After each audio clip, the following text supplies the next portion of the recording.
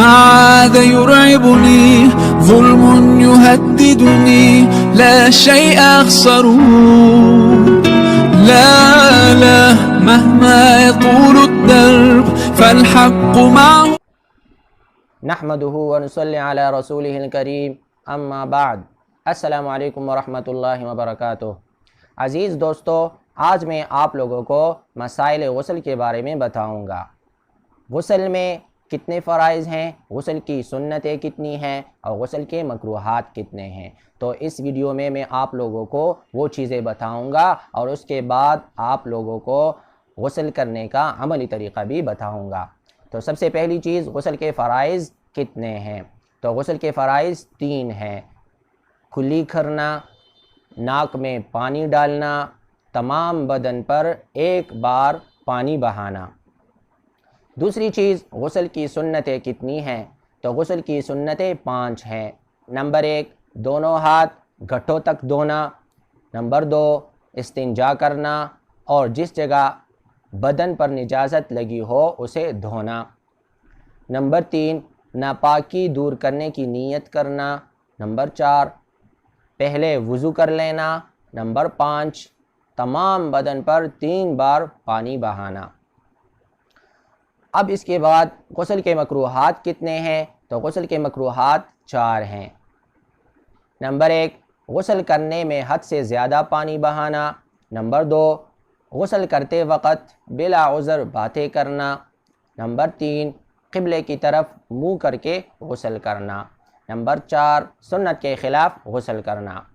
اب میں آپ لوگوں کو غسل کرنے کا عملی طریقہ بتاؤں گا۔ اس میں تمام فرائض بھی آ جاتے ہیں اور تمام سنتیں بھی آ جائیں گی اور غسل کے جتنے مکروہات ہیں وہ ختم ہو جائیں گے۔ تو سب سے پہلے جب بیت الخلاء کی طرف جانے لگیں تو سب سے پہلے نیت کر لیں دل میں کہ میں ناپاکی دور کرنے کے لیے غسل کر رہا ہوں۔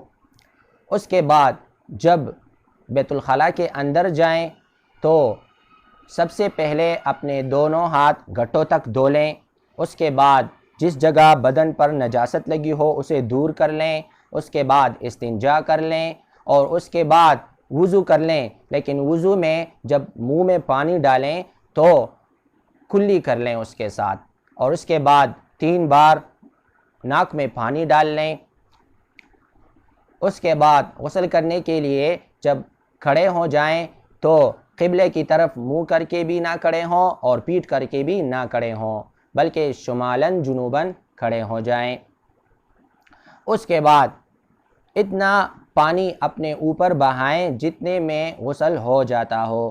تو سب سے پہلے اپنے دائیں طرف پانی بہا لیں، اس کے بعد بائیں طرف جو ہے پانی بہا لیں، اس کے بعد اپنے سر پر پانی بہا لیں اور اس طرح پانی بہائیں کہ بدن کا کوئی حصہ بھی خشک نہ رہ جائے، اور اس کے بعد اپنے تر انگلیاں اپنے کانوں کے اندر جو ہے وہ پھیر لیں، اور کانوں کے اندر یہ جو نالیاں بنی ہوئی ہیں اس میں بھی تر انگلیاں پھیر لیں، اور اس کے بعد ناف میں جو ہے اپنی انگلی کو پھیر لیں گولائی کے ساتھ، اور اس کے بعد اپنے ہاتھوں کا خلال کر لیں اور پاؤں کی جو انگلیاں ہیں اس میں بھی خلال کر لیں۔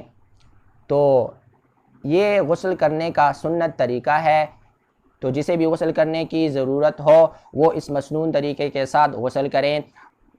اگر کسی کو کسی مسئلے میں کوئی مشکل پیش آ رہی ہے اور وہ حل تلاش کرنا چاہتے ہیں تو ہمیں ضرور کمنٹس کیجئے، ہم آئندہ اگلی ویڈیو اسی پر بنائیں گے۔ اپنی دعاؤں میں یاد رکھیے گا۔